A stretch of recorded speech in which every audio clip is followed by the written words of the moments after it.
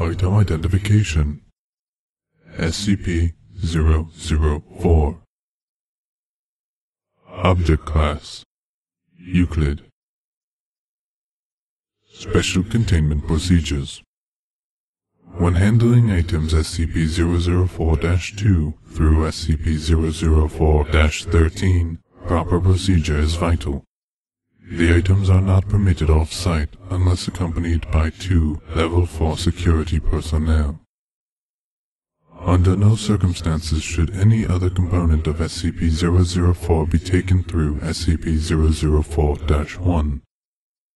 The effects of doing so are as yet unknown, and the current cost of experimentation makes further research impractical.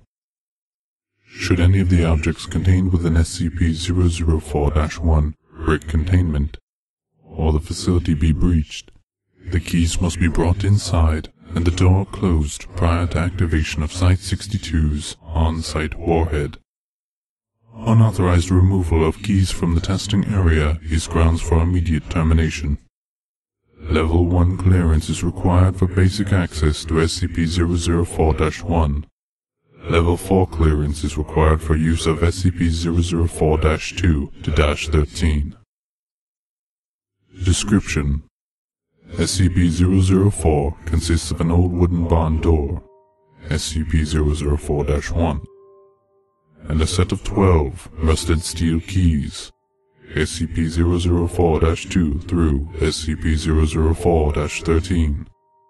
The door itself is the entrance to an abandoned factory in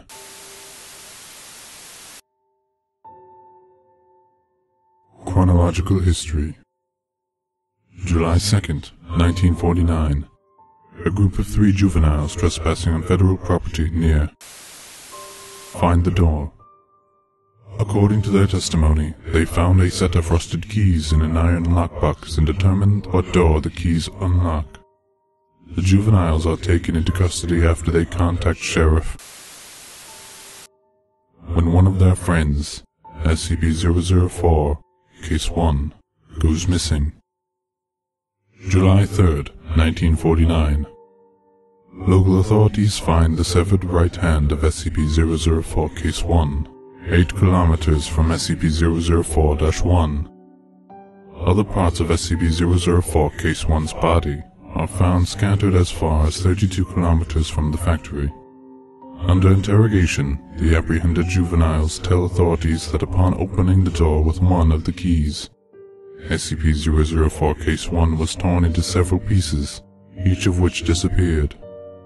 At this point, the SCP Foundation takes over the investigation. July 4th, 1949. SCP Agent obtains the keys from the local authorities to begin testing.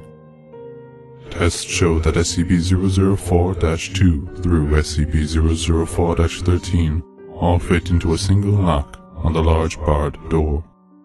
12 Class D personnel are assigned to test the effects of the door.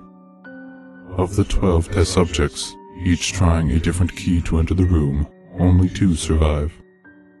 Opening the door with any key except SCP-004-7 or SCP-004-12 caused the test subjects to be torn apart in multiple directions. However, no dismembered parts were found until later. At the time of writing, only 2 parts of each subject have been recovered. With the exception of the subject using SCP-004-, whose pieces were scattered in close proximity, the others have, for all intents and purposes, vanished from existence. Of the 2 surviving subjects, only one, having used SCP-004-7, returned unharmed. The other came back in a near catatonic state, able only to remove himself from the room and then collapse on the floor, and had to be restrained to prevent him from gouging out his eyes. The subject using SCP-004-7 said that he had entered a large room, impossibly big for the size of the attached building. After his exit, SCP-004-1 was propped open, and an armed squad of Level 3 personnel entered. The size of the room is impossible to measure, and the door frame and the individuals in the room are only part of the room that can be felt or illuminated. July 16th, 1949, the juvenile suspects and sheriff are terminated. August 2nd, 1949, is declared a hazardous area due to unexploded ordnance and fences erected in order to prevent civilian ingress. Tests to determine safety of exposure to environment behind SCP-004-1 begin. December 1st, 1950. Space-time anomalies resulting from exposure to SCP-004 are confirmed. Testing is suspended until further notice. July 3rd, 19... The unaccounted-for remains of SCP-004 Case 1 appear, unexpectedly, outside SCP-004-1.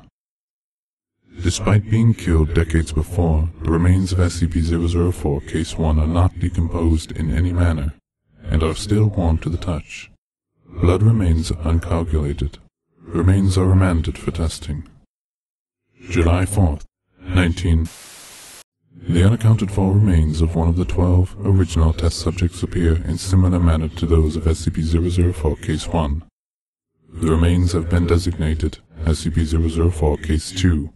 Records suggest that both SCP-004 Case 1 and Case 2 used SCP-004- March 21st, 1999. With the massive proliferation of nuclear weapons and World War III only years away, construction has begun on the site inside SCP-004-1. The site is to stock supplies for person days. April 21st, 1999. Has ordered the site inside SCP-004-1 to be expanded to include emergency storage for all mobile SCP specimens and a petabyte database for storage of all SCP data. The facility is now referred to as Site-62. September 25th, 2000. Site-62 is operational. Labs and containment units are complete and can contain the most dangerous specimens. Backup of the SCP database has begun. January 25th, 2001. Due to time anomalies, all personnel working at Site-62 are now required to reside on-site permanently. Families of personnel are to be informed that loved ones perished in an industrial accident. Cloned bodies have been prepared for funeral. July 14th, 2003. Massive power outage across northeast United States and through Canada. Due to the initial failure of multiple SCP generators, Site-62 was without power for 53 minutes. During those 53 minutes, those on-site were completely without any source of light.